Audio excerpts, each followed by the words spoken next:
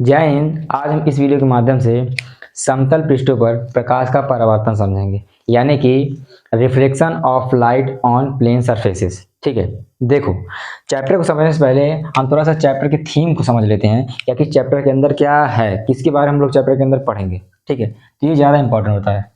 तो जैसे कि हम लोग देख रहे हैं समतल पृष्ठ, हमें क्या दिया हुआ है? समतल पृष्ठ। आप लोग समतल पृष्ठ के बारे में भली भांति जानते होंगे, यानी कि प्लेन सरफेस के बारे में थोड़ा सा बता देते हैं। प्लेन सरफेस यानी कि आप कोई भी एक ऐसा सपाट वस्तु ले सकते हैं, जैसे कि मान लीजिए ब्लैक ये बोर्ड है, व्हाइट बोर्ड, तो क्या है? समतल है। या फिर आप ले सकते हैं एक चेयर जहाँ बैठी जाती है, उस चेयर को ले सकते हैं, वो भी क्या है? एक समतल है। ठीक है, आप देखेंगे चेयर में ऐसे होता है, जो बैठने वाली स्थान होता है तो क्या होता है? एक समतल होता है। शीशा ले सकते हैं, शीशा क्या है? एक समतल है। तो कोई भी समतल बहुत सी चीजें होती हैं। ठीक है, टेबल ले लीजिए, वो भी क्या है? एक समतल पृष्ठ है।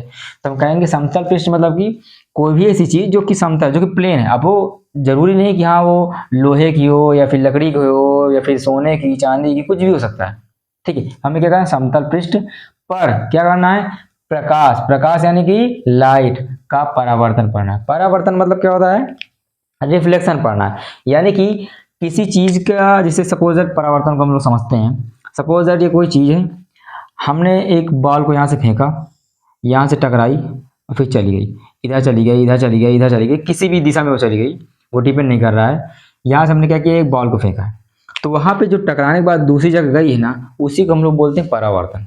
ठीक है, अब प्रकाश का परावर्तन यानी कि यहाँ से बॉल तो आएगी नहीं। ठीक है, तो यहाँ पे कोई वस्तु तो आएगी नहीं, यहाँ से क्या आएगा? कोई प्रकाश आएगा। प्रकाश मतलब कोई लाइट आएगी। ठीक है, अब वो लाइट किसी भी माध्यम से हो सकती है।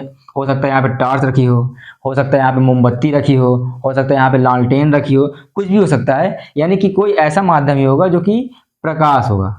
ठीक है, प्रकाश उत्पन्न कर रहा होगा। तो हम क्या पढ़ेंगे? समतल पृष्ठों पर प्रकाश का परावर्तन। तो आप समझ गए ना, समतल पृष्ठ होगा और कोई ना कोई वस्तु होगी, परावर्तन होगा। ठीक है, अब वो वस्तु किसी भी चीज की हो सकती है, चाहे सोना चांदी हीरे जवाहरात कुछ भी हो सकता है, बस होना चाहिए प्लेन। तो अब हम आगे कुछ भी पढ़ेंगे, हमें ये ध्यान रखना चाहिए कि हाँ हम क्या पढ़ रहे हैं। ठीक है, अब हम इसके आगे थोड़ा सा चलते हैं। अब देखो,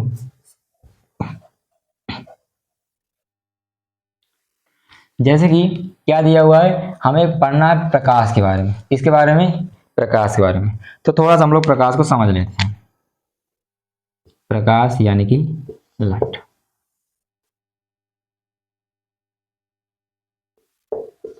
प्रकाश, प्रकाश क्या होता है? तो देखो, अगर एक सरल भाषा में समझे तो ये प्रकाश एक ऐसा माध्यम है जिसकी वजह से कोई वस्तु में दिखाई देती है। क्या? ये एक माध्यम है, ये एक मीडिएटर का काम करता है। ठीक है, यानी कि बिचौलिए का काम करता है। इसकी सहायता से हम किसी वस्तु को देख पाते हैं। अब ये किसी भी रूप में हो सकता है। ठीक है, माध्यम किसी भी रूप में हो सकते हैं, इंसान के रूप में हो सकते हैं या मानव के रूप में, हमारे तरीके से। वैसे ही प्रकाश किसी भी रूप में हो सकता है। ये प्रकाश ये हो सकता है, मान लो कि टार्च के रूप में हो सकता है। टार्च से प्रकाश आता है, वो प्रकाश के जरिए हम किसी वस्तु को देखते हैं। कुछ भी हो सकता है। ये प्रकाश आ सकता है हमारा, सपोज दैट बल्ब से आ सकता है। और जो इसका सबसे बड़ा सोर्स हो क्या है हमारा? आप लोग जानते हैं, सूर्य है। ठीक है, तो इस तरह की कई चीजें हैं जिसकी वजह से प्रकाश आता है। तो उस प्रकाश के जरिए हम चीजों को देख पाते हैं। अब वो कोई भी चीज हो सकती है, हम जितनी भी वस्तुएं देखते हैं, ठीक है, उसको किसी सहायता से देखते हैं? प्रकाश सहायता से। जैसे कि दिन में तो हम आसानी से सूर्य की सहायता से देख लेते हैं प्रकाश को, लेकिन जब शाम होती है तब हम बल्ब के जरिए, लालटेन के जरिए, या फिर कोई अलग अलग टार्च के जरिए, इसकी सहायता से क्या करते हैं? चीजों को देखते हैं। समझ में आया कि प्रकाश क्या है? मोटा मोटा थोड़ा सा। अब हम समझते हैं इसके थोड़ा सा अंदर। क्योंकि प्रकाश है तो इसका ना कोई स्रोत होगा। जाहिर सी बात है, प्रकाश है तो प्रकाश का कोई ना कोई स्रोत होगा। तो प्रकाश के स्रोत तो आप समझ गए कि हाँ ये तीन चीजें स्रोत होगी, या कई चीजें हो सकती हैं। अब हम समझते हैं कि जो प्रकाश का स्रोत होता है, क्या? ये प्रकाश का स्रोत होता है तो दो चीजें होता है, यानी कि दो तरीके से होता है। कैसे कैसे? एक सोर्स होता है जिसे हम बोलते हैं दीप्त प्रकाश स्रोत। क्या बोलते हैं? दीप्त प्रकाश स्रोत। ठीक है, जिसे हम लोग बोलते हैं इंग्लिश में लुमिनस, या फिर आगे लिख सकते हैं लाइट सोर्स। एक इसी का उदाहरण होता है, उसे बोलते हैं अदीप्त प्रकाश स्रोत। क्या बोलते हैं? अदीप्त प्रकाश स्रोत, जिसे हम लोग इंग्लिश में बोलते हैं नॉन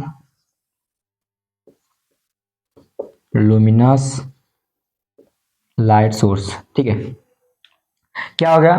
तो प्रकाश के स्रोत को समझ गए हम कि इसके क्या क्या सोर्सेस होते हैं। हम लोग समझ रहे हैं कि इसको कि सोर्सेस तो होते हैं, अब वो उनको कितने कैटेगरी में बांटा गया है, तो दो कैटेगरी में, एक तो हो गया दीप्त और एक हो गया अदीप्त। अब दीप्त अदीप्त क्या है? ठीक है, सीधा सीधा नहीं सकते, दीप्त अदीप्त। अब देखो दीप्त अदीप्त को थोड़ा समझते हैं हम लोग। दीप्त क्या होता है? ऐसे स्रोत, यानी कि प्रकाश का एक ऐसा स्रोत जो कि नेचुरल होता है, यानी कि उसके अंदर से लाइट प्रोड्यूस होती है, यानी कि वो खुद लाइट को प्रोड्यूस करता है, खुद उत्पन्न करता है, उसे हम बोलते हैं दीप्त प्रकाश स्रोत। जैसे कि सबसे बड़ा इसका उदाहरण जो है वो क्या है? सबसे बड़ा उदाहरण है वो सूर्य। सूर्य खुद उसमें उत्पन्न करता है, खुद लाइट उत्पन्न करता है। वो किसी की सहायता तो लेता नहीं है कि हाँ उसने चंद्रमा की सहायता ले ली, चंद्रमा से प्रकाश उत्पन्न कर रहा है, वो खुद से उत्पन्न कर रहा है, इसलिए हम बोलेंगे उसे दीप्त प्रकाश स्रोत। यानी कि ल्यूमिनस, ल्यूमिनस मतलब क्या हो रहा है? जो खुद से प्रकाश स्रोत कर रहा है, जो जल रहा है, खुद में खुद जल रहा है। ठीक है, और इस ल्यूमिनस मतलब होता है ये जलना। ठीक है, ल्यूमिनस को हिंदी में जलना ही बोलते हैं, और जलने को एक होता है दीप्त मतलब भी जलना ही होता है। फिर या फिर देख सकते हैं हम बल्ब, सबसे अच्छा उदाहरण बल्ब। अगर सूर्य की जब सूर्य मतलब जब रात हो जाती है तो हम बल्ब की सहायता लेते हैं। बल्ब क्या है? एक दीप्त प्रकाश स्रोत है। क्यों है? क्योंकि इसको जलने के लिए किसी चीज की आवश्यकता नहीं होती है कि दूसरे को देख कर जल रहा है, ये खुद में खुद जलता है। इसलिए हम बोलेंगे क्या? एक तो सूर्य हो गया, एक बल्ब हो गया, एक ले सकते हैं टार्च ले सकते हैं जैसे हम पहले बताए थे, या फिर ले सकते हैं लालटेन ले सकते हैं। तो ये सभी क्या है? ये सभी हमारे दीप्त प्रकाश स्रोत हैं। तो दीप्त समझ में आ गया कि दीप्त क्या है। अब हम समझते हैं अदीप्त प्रकाश स्रोत क्या होता है। ठीक है, तब समझ गए दीप्त क्या है, तो अदीप्त में क्या रखा है। अदीप्त मतलब होता है ऐसे ऑब्जेक्ट या ऐसे सोर्सेस जो खुद लाइट उत्पन्न नहीं करते हैं। ठीक है, वो दूसरों की सहायता से क्या करते हैं? लाइट को उत्पन्न करते हैं। यानी कि जैसे सपोज दैट, जैसे चंद्रमा है, चंद्रमा क्या करता है? चंद्रमा सूर्य की सहायता से, किसकी सहायता से? सूर्य की जो लाइट होती है उसकी सहायता से चमकता है। ठीक है, तो सूर्य की सहायता से चमक रहा है, इसलिए हम बोलेंगे अदीप्त। क्यों? क्योंकि ये दूसरी की सहायता से चमक रहा है। ये चंद्रमा अपने अंदर से लाइट को उत्पन्न नहीं कर रहा है, अपने अंदर से ऊष्मा को उत्पन्न नहीं कर रहा है, बल्कि सूर्य की सहायता से चमक रहा है, इसलिए बोलेंगे हम लोग अदीप्त प्रकाश स्रोत बोलेंगे। इसलिए चंद्रमा क्या है? एक अदीप्त प्रकाश स्रोत है। इसकी जगह पे हम लोग ले सकते हैं सपोज दैट, हाँ चंद्रमा हो गया एक, ले सकते हैं शीशा ले सकते हैं, हाँ शीशा, या फिर लोहा ले सकते हैं। अब लोहा को, क्योंकि शीशे के ऊपर जब आप लाइट मारोगे तो क्या क्या चमकेगा, जब तक लाइट नहीं मारोगे तब तक नहीं चमकेगा। क्योंकि क्या है? लाइट यानी कि टार्च क्या है? एक दीप्त है, दीप्त की सहायता से ये चमक रहा है, इसलिए यह दीप्त है। कैसे? जो भी दीप्त की सहायता से चमकते हैं उसे हम लोग अदीप्त बोलते हैं, और जो अपने से ही चमकते हैं उसे हम बोलते हैं दीप्त प्रकाश स्रोत। नॉर्मल चीज थी, लेकिन ये क्वेश्चन आता है। ठीक है, कि दीप्त क्या होता है, अदीप्त क्या होता है। अब हम लोग समझते हैं कि प्रकाश के गुण क्या क्या हैं, यानी कि प्रॉपर्टीज ऑफ लाइट के बारे में। यहां से क्वेश्चन ज्यादा पूछे जाते हैं। ठीक है, कुछ नहीं यार, ये थोड़ा सा बस क्या है, प्रकाश के गुण, प्रॉपर्टीज ऑफ लाइट। देखो प्रॉपर्टीज क्या है, गुण क्या है? गुण मतलब कि विशेषताएं क्या है, इसके अंदर कौन कौन सी विशेषताएं हैं जिसलिए इसको प्रकाश बोला जा रहा है। तो एक तो हमने शुरू से हम देखते हैं, एक तो हमने देखी कि जो प्रकाश होता है उसकी सहायता से हम लोग चीजों को देखते हैं। ठीक है, तो हम कह सकते हैं कि प्रकाश तो स्वयं तो अदृश्य होता है, क्योंकि उस प्रकाश का कोई ये नहीं कि आपने प्रकाश को कभी देखा है, ना तो आपने प्रकाश को देखा, ना आपने हवा को देखा है। तो हम कह सकते हैं कि प्रकाश खुद तो अदृश्य होता है। क्या होता है? खुद तो अदृश्य होता है, लेकिन इसकी सहायता से, इसकी प्रकाश की सहायता से क्या होता है? हमें जो चीजें होती हैं वो दिखाई देती हैं। क्या होती हैं? दिखाई देती हैं। यानी कि प्रकाश क्या है? वो तो दीप्त है, यानी कि वो प्रकाश जो है वो तो अदृश्य है, उसे हम लोग देख नहीं सकते, लेकिन उसकी सहायता से क्या होता है? हमें चीजें दिखाई देती हैं। पहला गुण ये हो गया। फिर क्या पढ़ते हैं हम लोग सेकेंड नंबर पे। अब चूंकि उसकी सहायता से हम लोग उसकी सहायता से जो चीजें होती है दिखाई देती हैं, तो अभी किसी न किसी रास्ते से आता होगा, ठीक है। तो प्रकाश क्या आता है, एक सरल रेखा में गमन करता है। किसमें? सरल रेखा में गमन करता है।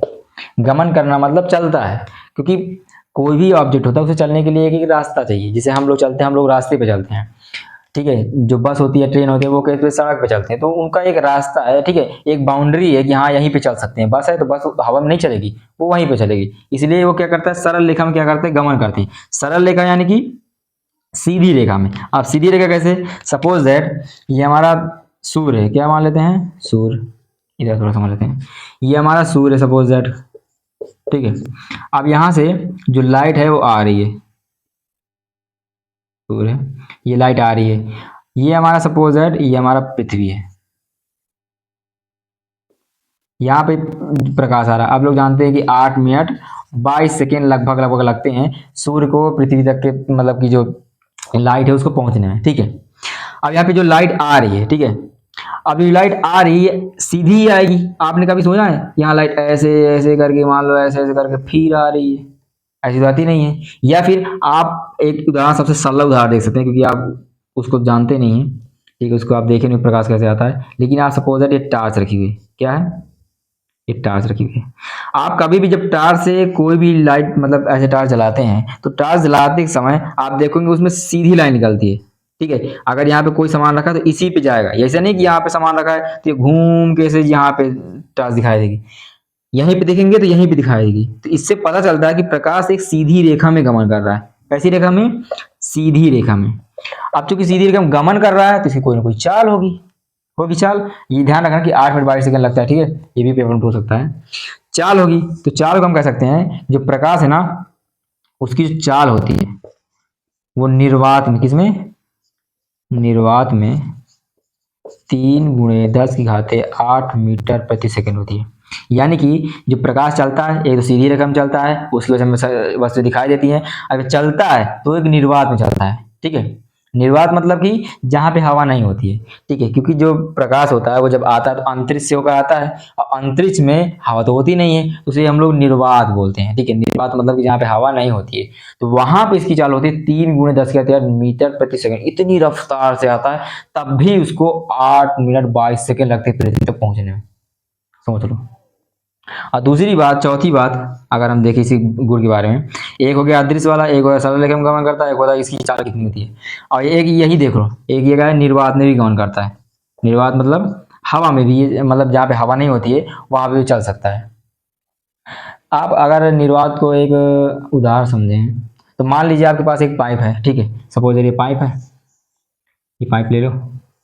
अगर आप इस पाइप को इधर से बंद कर दो, क्या कर दो, इसे ब्लॉक कर दो, और इसके अंदर की पूरी हवा खींच लो, पूरी हवा मुंह के जरिए खींच लो या किसी के जरिए खींच लो।